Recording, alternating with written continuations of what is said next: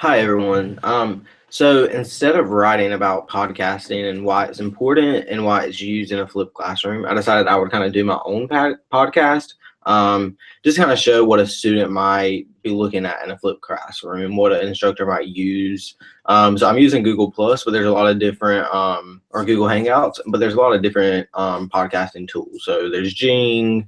There's just a bunch. You can search that and find that for yourself. But it's actually some of the articles that I'll talk about actually show that podcasting is a good way to engage students. So I'm also going to do a screen share so you can kind of see what I'm looking at and what articles I'm talking about. Um, let's see. So I think it started now. So the first article that I want to talk about is this one. It's the flipped classroom, an opportunity to engage millennial students through active learning strategies. The main thing that this talks about is that millennial students have grown up, always using technology, and that they're more comfortable when it is used. So if an instructor can do that, and then a flipped classroom asks you to, right, to make these recordings, and then that way if you can engage them with this, they're with the technology that they're used to using, it's another way of keeping them interested in the course content. So that one just talks about the millennial student and why it's important to use technology when teaching millennial students. The next one that I want to talk about is it's a PDF that I have pulled up. So give me one second. It's this one. It's flipping the classroom to explore active learning. The main thing that this article talks about, let me bring it up one second. The main thing that this article talked about was the importance of how long and knowing how long videos should be when you're doing this active learning. So right, students aren't going to be engaged for forever. You can't just make an hour-long video. So a lot of times the videos that instructors are going to have to make are going to be shorter, more condensed versions. This study, they did a survey, and it says that most students spent 30 minutes watching lectures. While another survey they did this reported that 50 students in the course reported that the optimum length of lecture time was 20 minutes. So from that, these authors recommended that students should be required to take an online quiz before coming to class, showing that they watched the video. And lectures should be no longer to 20 to 30 minutes. And then also, and I thought this was really interesting, was that instructors, instead of not at all lecturing or not talking about course material at all, that they should actually briefly review the lecture material and ask questions, see where the students are at before they start that activity that they'll be going through that day.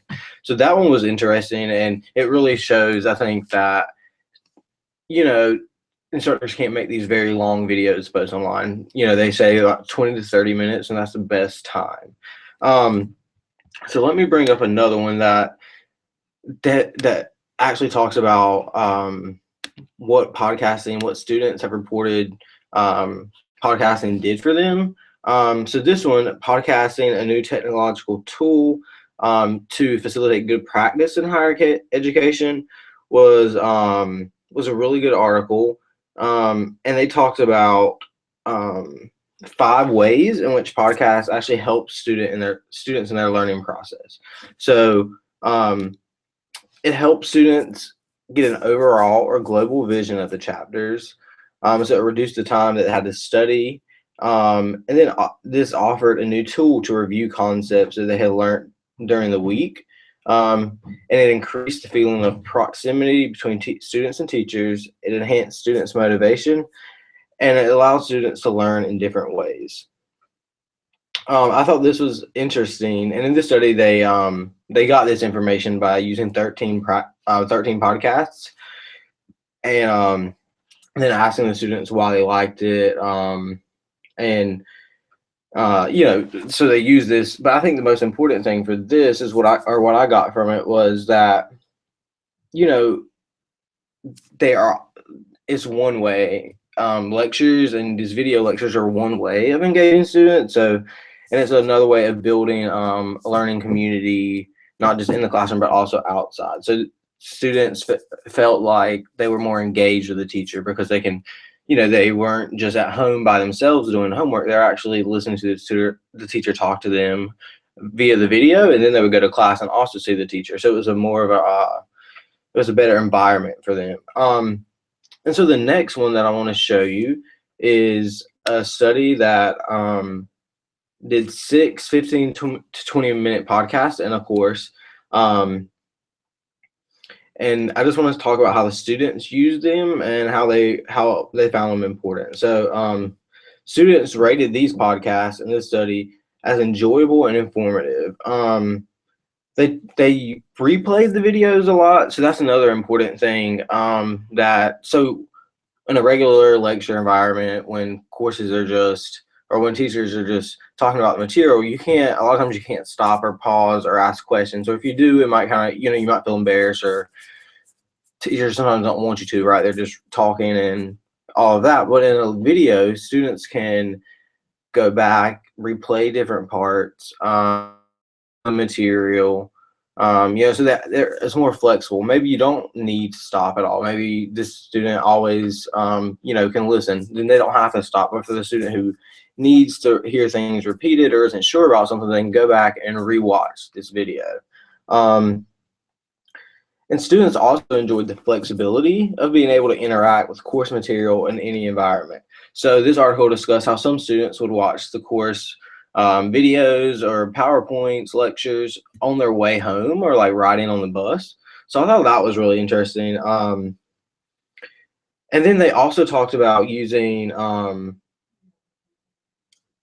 podcast actually helped them remember facts. So it helped them really remember the material. And then after reading these 4 articles, I thought a good thing that I could do in my previous, or good way a composition teacher could use a video, is to use Google Hangouts like this, but to use it as a reflection tool as well. So maybe they have videos and they play them, but then maybe before coming to class or even after, students could watch. Students can meet up in small groups via Google Plus or any other video software and talk to each other about what they think the main points of the material were, and that kind of thing. So I thought it would also, it's a good instructional method, but podcasting can also be a good review and meaning making session for students. A good way for them to make sense of what the video they watch. And that would be also, instead of having a quiz to kind of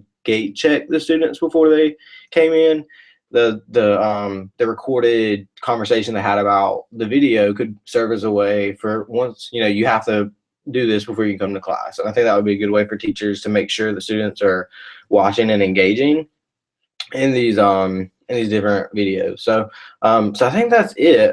But these articles that I kind of reviewed support that using using technology in the classrooms really helps engage millennial students.